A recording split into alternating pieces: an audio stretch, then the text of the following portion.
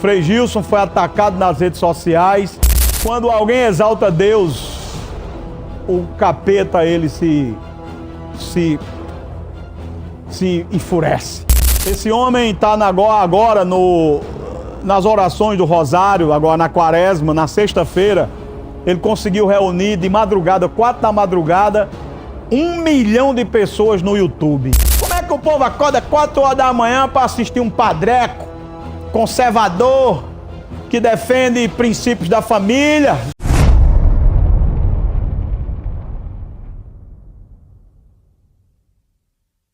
Nos últimos documentários, viajamos por lugares onde ser cristão pode custar a própria vida. Coreia do Norte, Afeganistão, Somália, territórios onde a fé precisa ser escondida. Mas agora, depois de atravessar continentes, chegamos ao Brasil. O nosso Brasil brasileiro, terra de uma das maiores populações cristãs do planeta. Mas mesmo aqui, muitos começam a perceber algo diferente. Se a fé não existisse, o que restaria ao homem? Durante séculos, homens e mulheres deram a própria vida por algo invisível. Uma promessa, uma esperança, uma fé. Mas hoje, em um mundo cada vez mais cético, muitos começam a perguntar: fé, para quê? Nos últimos documentários, viajamos por lugares onde ser cristão pode custar a própria vida. Coreia do Norte, Afeganistão, Somália, territórios onde a fé precisa ser escondida, onde uma Bíblia pode significar prisão, onde uma oração pode significar morte. Mas hoje, chegamos ao Brasil. O nosso Brasil brasileiro, terra do carnaval, da alegria, de uma das maiores populações cristãs do planeta. Mas mesmo aqui, muitos começam a perceber algo diferente. Por que a fé cristã passou a ser ridicularizada?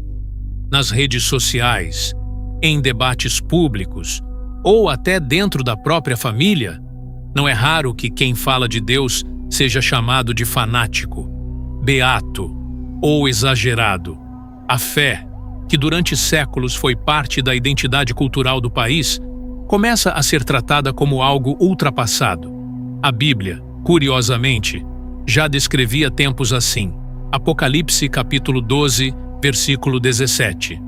O dragão irou-se contra a mulher e foi fazer guerra contra o resto de sua descendência, aqueles que guardam os mandamentos de Deus e mantêm o testemunho de Jesus. Para muitos cristãos, essas palavras descrevem uma batalha invisível, uma disputa cultural, uma tensão espiritual que atravessa gerações. Mas essa tensão, às vezes, deixa de ser invisível. Em fevereiro de 2026, o Brasil foi surpreendido com uma notícia brutal.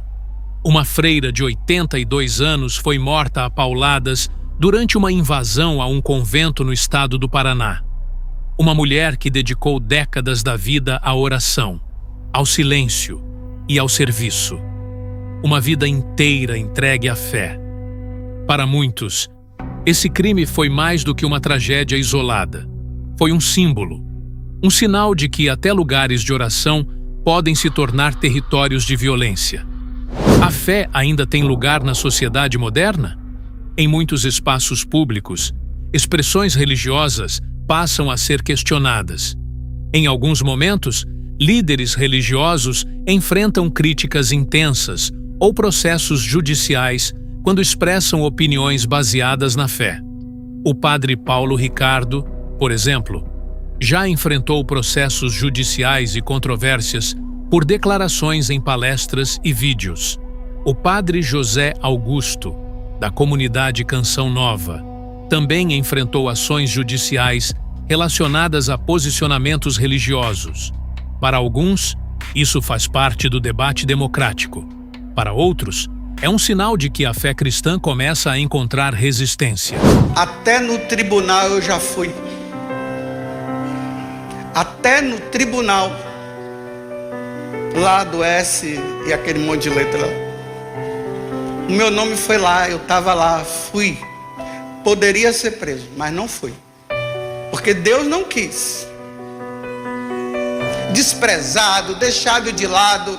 Mas isso não é o mais importante. O mais importante é que o Mateus seja salvo. Se para eu passar por tudo isso e tiver de passar por tudo isso para o Mateus ser salvo, eis-me aqui, Senhor.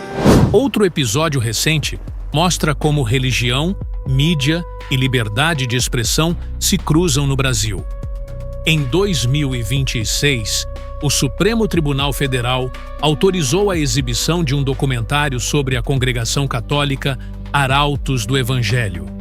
A obra, produzida por uma empresa internacional, aborda controvérsias e denúncias envolvendo o modo de vida do grupo. A exibição havia sido suspensa temporariamente pela Justiça, mas a decisão foi revertida com base no princípio constitucional da liberdade de expressão. O caso levantou um debate complexo, onde termina a investigação jornalística e onde começa a ofensa religiosa. Até que ponto a fé pode ser questionada publicamente? E até que ponto a crítica se transforma em hostilidade? A própria Bíblia também fala sobre momentos em que a fé seria testada. Apocalipse capítulo 13, versículo 7. Foi-lhe permitido fazer guerra contra os santos e vencê-los. Para muitos cristãos, essa passagem não descreve apenas perseguições físicas, mas também pressões culturais. Ridicularização, isolamento, silêncio. Ao mesmo tempo, a internet revela um fenômeno curioso. Na Quaresma de 2024, o Frei Gilson reuniu milhões de pessoas em momentos de oração transmitidos online. Milhões. Algo impensável algumas décadas atrás. Mas ao mesmo tempo em que recebeu apoio, também enfrentou críticas e ataques virtuais. A mesma internet que espalha a fé também pode amplificar a hostilidade contra ela. Para alguns cristãos, esse cenário não é surpresa, porque a história do cristianismo sempre caminhou lado a lado com a oposição.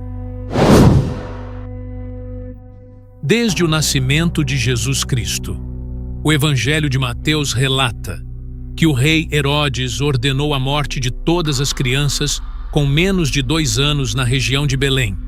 O objetivo era simples: eliminar o Messias, eliminar a esperança, eliminar a fé. Mas a história mostrou que a fé cristã não desapareceu. Ela cresceu. O Apocalipse fala sobre tempos de conflito espiritual. Apocalipse, capítulo 20, versículo 4. Vi também as almas dos que foram mortos por causa do testemunho de Jesus e da palavra de Deus. Homens e mulheres que preferiram perder a vida a negar a própria fé. A perseguição nem sempre começa com prisões. Às vezes, começa com piadas, com desprezo, com silêncio, com a tentativa de tornar a fé irrelevante. Mas ao longo da história, sempre que a fé foi pressionada, ela também se fortaleceu. Talvez a pergunta mais importante não seja se a fé será questionada, porque ela sempre foi. A pergunta real é outra: o que restará ao homem se ele perder a fé? Porque o cristianismo nunca cresceu na ausência de oposição. Ele sempre cresceu, apesar dela. É um desejo tão grande de salvar almas que para mim não importa se vão me prender por causa disso, se vão me matar por causa disso.